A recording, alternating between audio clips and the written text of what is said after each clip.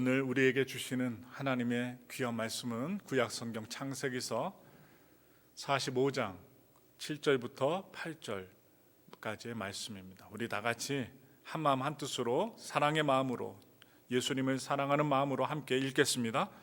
하나님이 큰 구원으로 당신들의 생명을 보존하고 당신들의 후손을 세상에 두시려고 나를 당신들보다 먼저 보내셨나니 그런즉 나를 이리로 보낸 이는 당신들이 아니요 하나님이시라.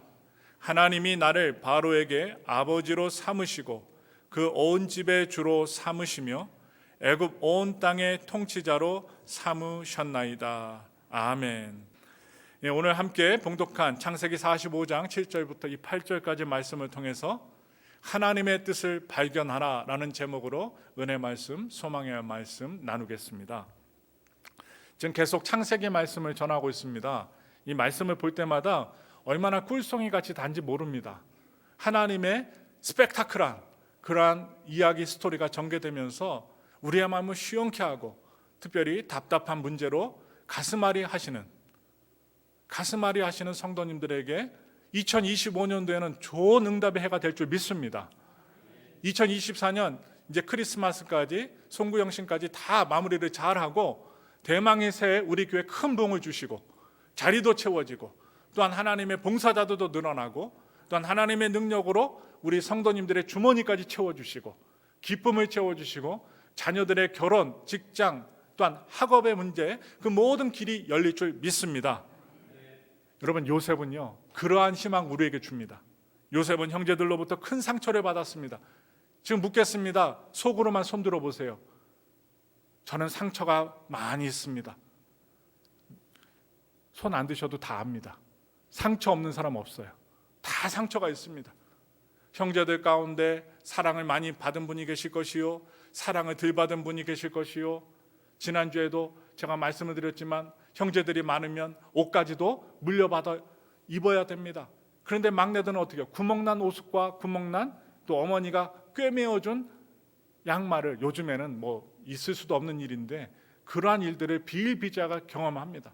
그러한 일들을 겪으면서 평등하지 못하다 그렇게 말씀하시고 매 한 대 맞고선 상처받은 분들 아니면 학교에서 학폭을 당해서 상처를 받은 분들 특별히 교회 안에서도 서로 마음이 안 맞아서 왼수가 된 분들 많습니다. 그래서 상처가 있어요. 근데 요셉이 상처가 컸습니다. 형들의 증오와 자신을 죽이려다가 팔아버린 이 배신 행위 남이 아닙니다. 이웃이 아닙니다. 형제들이 요셉을 팔아치웠습니다. 미디안 상인들에게. 그 상처의 기억이 요셉의 그 마음속에 생각 속에 생생히 자리 잡았습니다. 요셉은 이 아픈 기억의 상처를 어떻게 치유했을까요? 우리 모두 말씀을 따라 살펴보면서 하나님이 주시는 오늘의 은혜를 나누길 원합니다. 먼저 창세기의 큰 그림을 말씀드리겠습니다. 창세기에 큰 그림이 있어요. 50장까지. 창세기는 창조, 타락, 구속의 이야기로 전개가 됩니다. 먼저 1장부터 2장까지는 창조의 이야기가 나오고 단 3장부터 11장에서는 인간의 타락상을 보여줍니다. 또한 12장부터 50장까지는 하나님의 이스라엘 백성들을 향한 구속의 이야기가 아주 멋지게 스펙타클하게 펼쳐집니다. 먼저 타락의 이야기에서는 죄의 근본이 되는 두 가지 사건이 나옵니다. 끔찍한 사건이죠. 하나는 아담과 하와가 바로 선악과를 따먹은 것이고 다른 하나는 바로 가인, 형님이 아우 아벨을 죽이는 사건이 나옵니다. 끔찍한 사건입니다. 바로 아담과 하와는 하나님과 같이 되려는 욕망이 있었습니다. 바로 사탄, 뱀의 유혹에 넘어간 것입니다. 그들이 그 욕망을 선택했을 때 그들이 발견한 것이 있어요. 바로 자신들의 벌거벗고 있다는, 하나님 앞에서 벌거벗었다는 실상을 깨닫게 됩니다. 그들의 불순종으로 인해서 하나님과의 관계가 파괴가 되고 언약이 파괴가 됩니다. 하나님과의 관계 상실로 인해 인간은 항상 방황하는 인생으로 살게 되었습니다. 이렇게 인간이 방황을 하게 되고 하나님과의 관계가 파괴되자 그 죄악이 어떻게 드러나냐? 바로 아담과 하와의 아들이었던 가인이 동생 아벨을 돌로 쳐 죽이는 살인 사건이 나타나게 됩니다. 이 가인이 뭐라고 합니까? 하나님이 묻습니다. 살인 사건을 저지른 가인을 향해서 이야기합니다. 내 아우 아벨이 어디 있느냐? 이렇게 하나님이 물으셨더니 바로 하나님의 이러한 질문에 가인은 내가 알지 못합니다. 내가 아우를 지키는 사람입니까? 라고 어떻게요? 하나님 앞에 따져 묻습니다. 그리고 변명합니다. 하나님과의 관계가 깨어진 인류는 이웃과의 관계에서도 온전한 연합을 누리지 못합니다. 연합하지 못합니다. 그래서 하나님은 이 파괴된 관계를 회복할 사람을 찾으셨고 기다리셨습니다. 바로 불순종을 끊고 순종으로 하나님과의 관계를 회복할 사람, 형제들과의 분열과 그리고 깨짐을 끊고 온전한 연합을 이루어낼 사람, 바로 그 사람이 바로 누구냐? 믿음의 조상이었던 아브라함과 오늘 우리가 살펴볼 요셉이라는 사람입니다. 그래서 창세기 12장에서부터 아브라함의 스토리가 시작이 되고 37장에서 마지막 50장까지 바로 요셉의 이야기가 전개가 됩니다. 하나님께서는 사람을 세우시는 목적이 있습니다. 오늘 이 자리에 여러분들 부르신 목적이 있어요.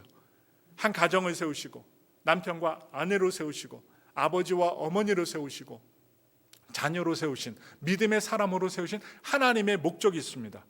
그것은 하나님과 사람과 사람 사이에 끼어진 관계를 연결하고 또한 진정한 구원과 회복의 은혜를 누리게 하기 위함입니다. 그것이 바로 목적입니다. 그래서 구약 성경에 유명한 왕이죠. 이스라엘 백성들이 찬양하는 다윗은 이렇게 하나님께 노래합니다. 시편 133편 1절부터 3절까지의 말씀을 읽겠습니다. 보라, 형제가 연합하여 동거함이 어찌 그리 선하고 아름다운고, 머리에 있는 보배로운 기름이 수염 곧 아론의 수염에 흘러서 그의 옷깃까지 내린 같고 헐몬의 이슬이 시온의 산들에 내린 같도다. 거기서 야훼께 복을 명령하셨나니 곧 영생이로다. 아멘. 형제와 자매가 연합함이 복이라는 사실이에요. 바로 온전한 연합을 통해 사람은 하나님의 축복과 생명을 누리게 됩니다. 바로 하나님으로부터 부여받습니다. 그러나 이 죄가, 우리가 싫어하는 이 원죄를 통해서 죄가 이 세상에 들어와 생명을 누리는 관계를 파괴하고 말았습니다. 누가 이러한 저주스러운 바로 죄의 흐름을 끊을 수 있단 말인가? 우리는 이렇게 탄식할 수 있어요. 바로 우리 사람들에게, 온 인류에게 주어진 숙제입니다. 하루도 편히 살 날이 없습니다. 아침에 우리가 유튜브를 보고 뉴스를 켜면 문제 없는 날이 없습니다. 항상 문제가 터집니다. 가정에서도 좀 살만 하면 싸움이 일어납니다. 교회도 부흥할 만하면 또 성도들끼리 싸움이 일어납니다. 항상 평화가 있는 것은 아닙니다. 왜 그럴까요? 인류의 숙제입니다. 죄의 영향이기 때문입니다. 요셉은 형들에게 죽임을 당할 뻔하다가 결국 형들에 의해 팔려갑니다. 형들은 요셉을 팔아치우면서 아버지가 이 요셉을 너무나도 사랑하고 편애했던 그것에 대한 이 분노를 해결하려고 했습니다. 미움으로 해결하려고 했어요. 형들 때문에 요셉은 하루아침에 모든 것을 잃었습니다.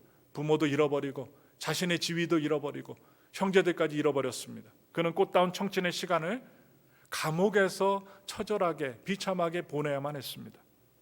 여러분, 사람이 사람에게 상처를 받으면 곧바로 인간적인 생각과 목적이 생겨납니다. 무엇일까요? 복수예요, 복수. 나에게 해코자 하면 우리 마음속에 싹 트는 것이 무엇이냐? 복수심이에요, 복수심. 여러분, 그런데 우리는 성경에서 요셉이 이를 갈며 복수의 칼을 갈았다라는 성경 구절의 말씀을 찾아볼 수 없습니다. 여러분 찾으시면 저한테 오세요. 제가 초콜릿 선물 드릴게요. 없습니다. 없어요. 과연 요셉의 삶에서는 과연 무슨 일이 일어났을까요? 요셉은 감옥에서 나올 수 있었던 기회를 잃어버립니다. 지난주에 말씀을 전했습니다. 수의관원장이 그를 잊었기 때문입니다. 꿈을 잘 해석해 주었는데 다시 복직하자마자 자신의 일에 몰두한 나머지 요셉을 까마득하게 잊어버립니다. 그러나 그가 섬겼던 바로 왕이 바로 꿈 때문에 괴로워하자, 신하들을 괴롭게 하자 수의관원장은 자신의 꿈을 해석해 주었던 요셉의 존재를 기억해내고 맙니다. 누가 기억하게 하셨을까요? 하나님이 그렇게 하신 거예요. 그의 꿈을 해석해 준 것을 기억하고 바로 왕에게 추천합니다. 아주 당당하게 요셉을 추천하였습니다. 그랬더니 요셉이 바로 왕 앞에 나아가게 될 수 있었습니다. 그리고 이 바로 왕의 꿈을 해석해 준 결과 요셉은 바로 하루아침에 애굽의 총리로 등극합니다. 바로 잊혀졌던 요셉, 감옥에서 아주 비참한 어둠의 시절을 보내고 있었던 바로 요셉은 하나님이 정하신 때 정확하게 기억에 오르는 자, 기억된 자가 된 것입니다. 하나님의 섭리, 하나님의 은총이 아니고서는 설명할 수 없는 요셉의 삶이었습니다. 그는 자신에게 벌어진 이 모든 사건에 하나님의 섭리가 있었음을 발견하기 시작합니다. 바로 오늘 설교 제목대로 하나님의 뜻을 발견하기 시작한 것입니다. 총리가 됐어요. 바로 요셉이 총리가 되고서 그는 자신의 권력으로 형들을 붙잡아 오거나 자신이 살아있음을 아버지에게 곧장 알릴 수 있는 힘이 생겼습니다. 그러나 그는 그렇게 하지 않았습니다. 형들에게 복수하지 않았습니다. 아버지에게 곧장 알리지 않았습니다. 바로 하나님의 때를 기다렸습니다. 하나님의 때를 기다렸어요. 하나님의 자신을 향한 목적이 이루어지기를 기다리고 견뎌냈습니다.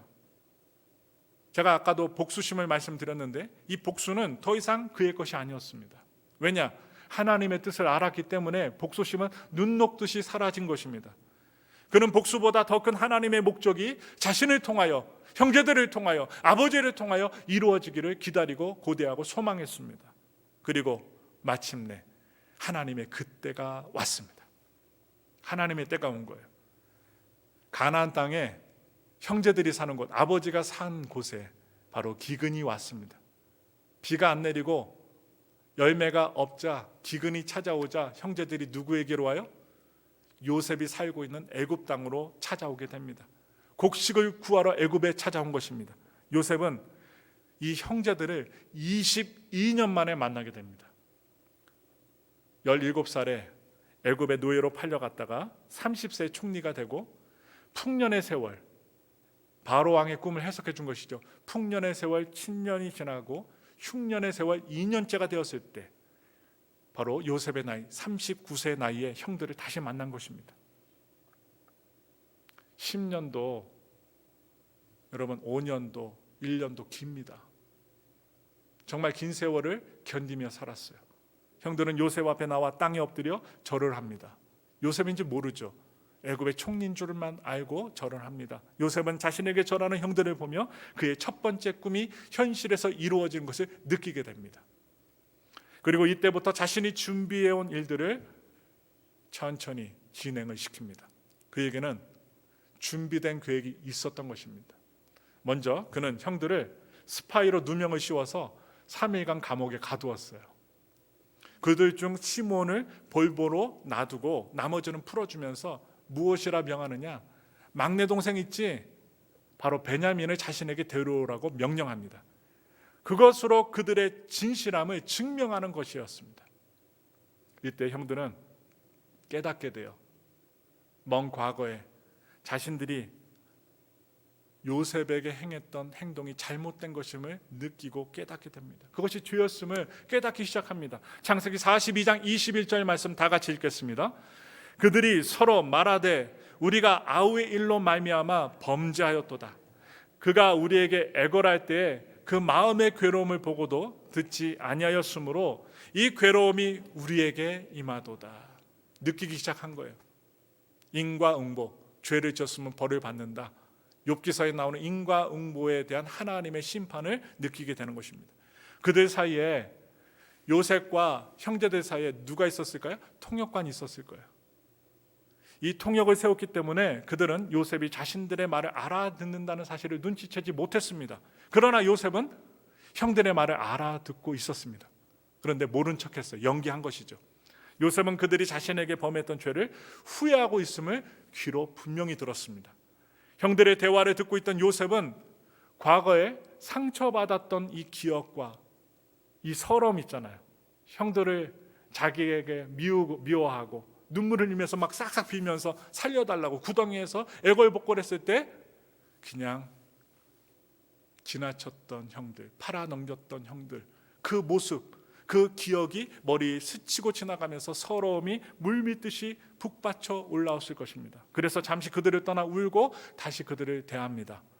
그 후 요셉은 시몬을 끌어내어서 결박하고 나머지는 풀어줘요.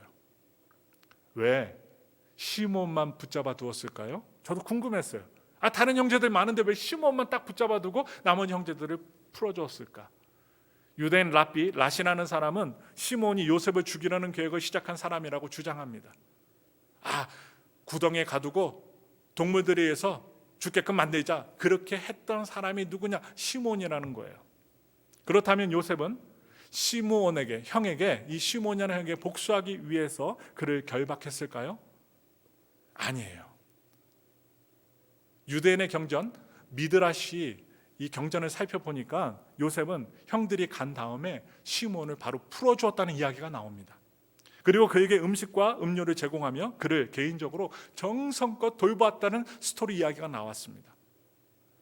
여러분, 이러한 사실들을 살펴볼 때 여러분, 요셉은 복수하려고 시몬을 볼모로 붙잡았던 것이 아니라는 거예요. 그래서 유대인 랍비들은 이러한 요셉의 모습을 보면서 누군가로부터 상처를 받았을 때, 피해를 보았을 때 단순히 그 사람을 용서하는 것으로 충분하지 않고 나에게 상처를 준 이 가해자에게 친절을 베풀기까지 해야 한다라고 알려줍니다. 여러분, 분명히 기억하세요. 하나님이 용서하라, 사랑하라, 결코 쉬운 일 아닙니다. 성령의 충만함 받지 않고는 나에게 상처 준 사람을 함부로 용서해 주거나 사랑할 수 없습니다. 그런데 하나님의 방법이 이러한 방법이에요. 사랑하라는 방법은 친절까지 베풀어 주라는 말이에요. 그때 내 안에 응어리진 것까지 풀린다는 사실이고, 나에게 상처를 준 사람도 진정한 용서를 구하고 돌이킬 수 있는 기회가 주어진다는 사실입니다. 그래서 둘 사이의 좋은 감정을 회복하기 위해서는 나쁜 행동, 이 나쁜 행동을 좋은 행동으로 갚아야 한다는 사실이에요. 그래서 우리 한국에도 미운 놈에게 떡 하나 더 주라고 하잖아요. 이게 바로 이 성경에서 말씀하는 내용입니다. 미운 놈에게 떡 하나 더 주는 것입니다. 더 주기 싫어요. 떡 갖고 던지고 싶어요. 그것도 얼굴에. 눈팅이 밤팅이 되라고. 그것이 우리 인간의 죄성의 마음이에요. 그런데 그 입에 떡 하나 넣어줄 때 맛있다, 또 맛있다고 고백을 해요. 그럼 하나 더 넣어주라는 거예요. 그때 회복과 은혜와 연합이 이루어진다는 사실이에요. 여러분, 이것을 실천할 수 있는 저와 여러분들 되기를 원합니다. 아멘. 예, 그때 가정의 화평과 회복, 교회와 공동체와 여러분들이 다니고 있는 직장과 사업장에 놀라운 하나님의 역사가 나타날 것입니다. 정말입니다. 그래서 우리가 살펴봐야 될 것, 우리는 요셉이 시몬을 남겨두고 과거에 있었던 나쁜 관계의 상처를 적극적으로 치유하고 있는 모습을 성경을 통해 볼 수 있습니다. 나머지 형들은 가나안 땅에 가던 중에 놀라운 아주 무서운 일을 경험하게 됩니다. 자신들이 가지고 가는 곡식 자루에 애굽 군사들에게 지불했던 그 돈다발이 그 곡식 자루에 그대로 들어있는 것을 확인합니다. 깜짝 놀랍니다. 왜 그렇습니까? 일시에 도둑이 되어버린 것입니다. 여러분, 창세기 42장 28절의 말씀 함께 읽겠습니다. 그가 그 형제에게 말하되 내 돈을 도로 넣었도다. 보라, 자루 속에 있도다. 이에 그들이 혼이 나서 떨며 서로 돌아보며 말하되 하나님이 어찌하여 이런 일을 우리에게 행하셨는가 하고. 아니, 곡식도 갖고 왔는데 지불했던 돈다발이 곡식자루에 들어있는 거예요. 그들은 이제 돈을 훔친 도둑놈들이 될 상황이 되었습니다. 다시는 애굽에 찾아가지 못하는 상황이 된 거예요. 그들은 이러한 일이 벌어진 것이 자신들의 죄에 대한 하나님의 심판이라고 결론짓고 생각했어요. 여러분, 죄 짓고는 못 살아요. 죄 짓고는 못 살아요. 한국에서 유명했던 신창원이라는 사람이 막 두문무들하고 막 숨어 댕겨도 결국에는 잡혔잖아요. 죄 짓고는 못 삽니다. 요즘에는요, 놀라운 일들이 벌어져요. 30년 전, 40년 전에 살인죄를 저지르고, 여러분, 경찰들이 아니면 재판관들이 찾지 못한 일들을 여러분 머리카락 하나, 이 피부 조직 하나로 찾아내서 감옥에 가두는 일들이 비일비재합니다. 이것은 무엇을 말합니까? 죄 짓고는 못 산다는 거예요. 바로 이 형제들, 요셉의 형제들이 가슴이 두근두근거리고 하나님이 심판하신다는 그 두려움 때문에 덜덜 떨고 있었어요. 그러면서 한 번 더 잔혹했던 자신들의 모습을 돌아보는 시간을 보냅니다. 나중에 형들은 결국 베냐민을 요셉에게로 인도합니다. 안 데리고 가면 굶어 죽기 때문이죠. 이때 요셉은 자신이 준비한 두 번째 단계 일을 시작합니다. 베냐민의 자루에 바로 총리의 은잔을 넣어둔 것입니다. 그리고 그들을 도둑으로 몰아서 자신에게 가까이 두게 합니다. 요셉은 자신을 죽이려 했던 형들이 같은 어머니 뱃속에서 나온 이 동생, 하나밖에 없는 동생 바로 베냐민에게 어떻게 대하고 있는가, 어떠한 마음이 있었는지 시험해 보고 싶었던 것 같습니다. 자신에게 매몰차게 행했던 그 행위들을 동생에게도 지금까지 행하고 있는가, 미워하고 있는가 알아볼 수 있도록 이렇게 조치를 취한 거예요. 다른 형들이 만약 베냐민을 싫어했다면 그가 어떻게 되든 그들은 상관하지 않고 애굽의 감옥에 들어가든지 말든지, 죽든지 말든지, 채찍을 맞든지 안 맞든지 그냥 내버려 두었을 것입니다. 여러분, 아버지에게는 과거에 요셉에게 행했던 모습처럼 베냐민이 애굽의 총리의 잔을 훔쳐서 애굽의 감옥에 갇혔습니다 라고 이야기하면 끝이었을 것입니다. 변명하면 끝이었을 거예요. 그러나 형들은 그렇게 하지 않았습니다. 바로 그때 위기절명의 그때 형들은 행위를 하는데 누가 나서느냐? 유다가 나서서 이렇게 이야기합니다. 창세기 44장 30절부터 31절 말씀 읽겠습니다.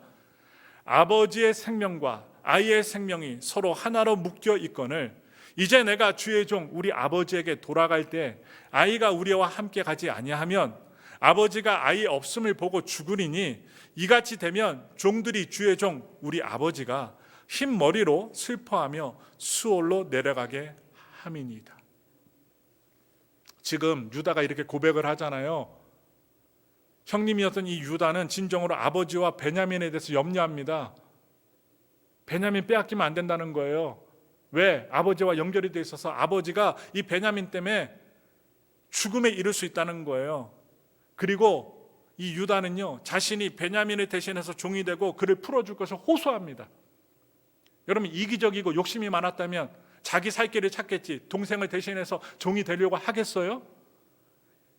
형들의 모습이 변한 거예요. 요셉은 형들의 마음을 확인했습니다. 이제 온전한 연합을 위한 시간이 찾아온 거예요. 하나님의 때가 된 것입니다. 요셉은 더 이상 지체하지 않습니다. 확인을 한 나머지 형들에게 자신의 정체를 알립니다.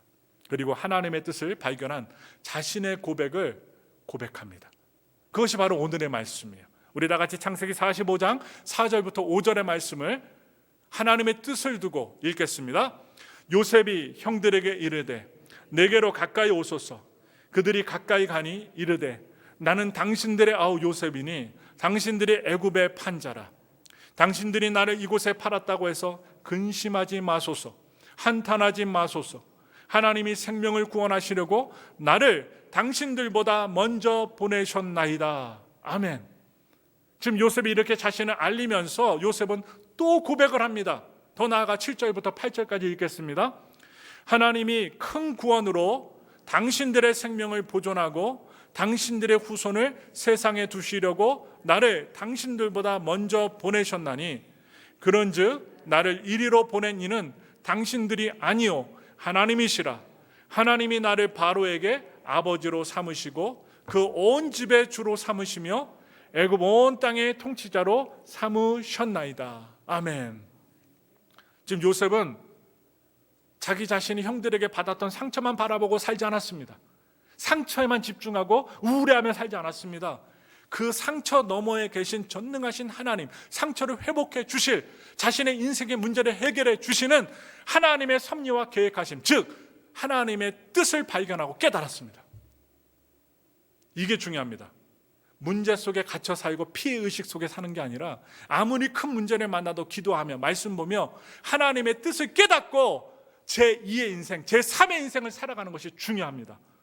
바로 하나님의 뜻을 발견한 그는 바로 과거의 자신의 기억을 치유하고 바로 형들을 용서할 수 있었던 것입니다. 요셉은 자기 아우 베냐민의 목을 끌어안고 웁니다. 여러분 상상해 보세요. 오랜 시간 동안 가족과 떨어져서 외롭고 처절하게 살아나야만 했던 이 요셉의 마음, 그 형들에 대한 그 상처를 끌어안고 다스리며 살아야 했던 이 요셉의 마음을 한번 생각해 보세요. 자기 친족을 만났을 때, 동생을 만났을 때 끌어안고 막 웁니다. 눈물 콧물 흘렸을 거예요. 그리고 형들과도 입 맞추고 인사합니다. 대단합니다. 대단해요. 형들을 용서한 거예요. 형들도 그제야 자신들은 막 어른같이 얼어 있었어요. 요셉이라고 알려줄 때 우린 죽었구나, 이제 우리 인생 끝이다라고 생각했을 텐데, 요셉이 환하게 웃으면서 눈물 콧물 흘리면서 형들 하나하나씩 안아주면서 입을 맞춥니다. 인사하는 거예요. 다정다감하게 인사하는 거예요. 그제야 형들은 요셉과 대화하며 지난날의 이야기를 나눕니다. 요셉은 자신의 상처 때문에, 자신의 감정 때문에 하나님의 큰 구원의 계획을 거스릴 수 없었고 망칠 수 없었습니다. 그래서 하나님의 계획은 여자의 후손을 이 세상에서 보존하시고 번성케 하시는 것이었습니다. 요셉은 하나님이 자신을 애굽에 보내어 바로 총리가 되게 하신 것이 형들에게 복수하라고 하신 것이 아니라, 복수하기 위해서 애굽의 총리로 세워주신 것이 아니라 하나님의 뜻을 이루기 위함임을 알았던 것입니다. 결국 요셉은, 여러분 창세기 아까 그 가인이 아벨을 죽인 살인 사건을 제가 말씀을 드렸죠. 가인이 저질렀던 죄, 형제를 살인했다는 그 살인 사건, 그 살인의 저주를 끊어버리고 형제들 안에서 온전한 연합을 이루는 주인공으로 세워집니다. 이 12명의 아들들의 용서와 화해를 통해서 이스라엘은 12지파의 민족으로 성장합니다. 번성합니다. 그리고 후에 온전히 연합되었던, 번성했던 한 민족이 되어서 모세를 통하여 출애굽을 감행합니다. 이처럼 자신의 감정을 죽이고 하나님의 뜻에 철저히 복종한 사람을 통해 하나님은 생명과 연합의 역사를 이루어 가십니다. 결국 하나님의 창조와 구원의 역사는 펼쳐졌고 나타나고 보여졌습니다. 여러분, 여기서 요셉을 생각할 때 누구를 생각할 수 있을까요? 바로 예수님입니다. 예수님은 이스라엘 땅에 구원자로 오셨습니다. 예수님은 자기 땅에 오셨지만 자기 백성들이 영접하지 않았다고 합니다. 그들은 예수님을 은30에 팔아버리고 말았습니다. 그리고 십자가에 내어줬습니다. 그리고 죽임을 당합니다. 우리는 형제들에게 배신당했던 요셉이 같은 동족들에게 배신당했던 예수님의 모형임을 알고 있습니다. 예수님 역시 자신을 십자가에 못 박으라고 외쳤던 백성들에게 십자가에서 내려오셔서 복수하신 분이 아니었습니다. 그들을 구원하는 것이 목적이었기 때문에 하나님이 주신 큰 뜻을 깨닫고 하나님께 순종합니다. 스가랴 선지자는 예수님에 대해서 이런 예언을 합니다. 우리 스가랴서 12장 10절의 말씀을 확신 갖고 믿음으로 읽겠습니다. 내가 다윗의 집과 예루살렘 주민에게 은총과 강구하는 심령을 부어주리니 그들이 그찌른 바 그를 바라보고 그를 위하여 애통하기를, 독자를 위하여 애통하듯 하며 그를 위하여 통곡하기를 장자를 위하여 통곡하듯 하리로다. 지금 이 말씀은 유대인들은 그들이 찌는 메시아 때문에 통곡하게 되리라는 예언의 말씀입니다. 요셉의 형제들은 결국 요셉을 알아보고 통곡합니다. 그들이 배신하고 죽음에 넘겼던 요셉이 사실은 그들의 구원자였다는 것을 그들은 깨달았던 것입니다. 그래서 놀란 거예요. 요셉처럼 동족들에게 버림받았던 예수님은 사실 그들을 구원하기 위해 오신 요셉의 자손 메시아였던 것입니다. 그분은 장차 다윗의 자손 메시아로 이 땅에 재림주로 다시 오실 것입니다. 유대인들은 결국 이 사실을 현대 오늘날 깨닫게 되고 통곡하게 되는 날이 오게 될 것입니다. 예수님은요, 유대인의 절기 바로 수전절에 성전을 지나가시다가 유대인들에게 둘러싸여 이러한 질문을 받았습니다. 당신이 메시아인 것을 밝히 말하소서. 그때 예수님은 바로 이런 말씀을 질문했던 유대인들에게 대답하십니다. 요한복음 10장 25절부터 28절의 말씀이에요. 우리 다 같이 읽겠습니다. 예수께서 대답하시되 내가 너희에게 말하였으되 믿지 아니하는도다. 내가 내 아버지의 이름으로 행하는 일들이 나를 증거하는 것이거늘 너희가 내 양이 아니므로 믿지 아니하는도다. 내 양은 내 음성을 들으며 나는 그들을 알며 그들은 나를 따르느니라. 내가 그들에게 영생을 주노니 영원히 멸망하지 아니할 것이요 또 그들을 내 손에서 빼앗을 자가 없느니라. 아주 귀한 말씀입니다. 우리가 주님의 음성을 듣고 주님의 뜻을 발견할 때 과거의 상처가 해결되고 회복된다는 거예요. 과거의 기억이 치유되어야 우리는 정결한 제물로 우리 자신을 하나님께 드릴 수 있다는 것입니다. 그때 우리는 온전한 연합이라는 하나님의 더 큰 뜻을 향해 나아갈 수 있게 된다는 말씀을 드리면서, 하나님의 뜻은 서로 원수가 되었던 두 사람이 예수 그리스도 안에서 한 세 사람이 되는 화평을 누리는 것입니다. 그러므로 그 두 사람이 한 성령 안에서 하나님 아버지께 나아감을 얻는 것이고, 하나님은 형제 살인이라는 이 저주를 끊어버리시고 온전한 연합을 위해 일어날 사람들을 오늘도 기다리고 계신다는 사실이에요. 성도님들 중에 혹 오늘 주일 예배를 드리시는 그 시간 속에서 인생의 관계 속에서 상처받았던 과거의 상처, 과거의 기억이 있으십니까? 여러분은 그 고통스러운 시간 속에서 하나님의 섭리와 더 큰 목적이 있었음을 발견하고 있으십니까? 오늘 우리에게 말씀하시는 주님의 음성을 듣게 되기를 간절히 바랍니다. 상처 없는 사람 없어요. 다 있어요.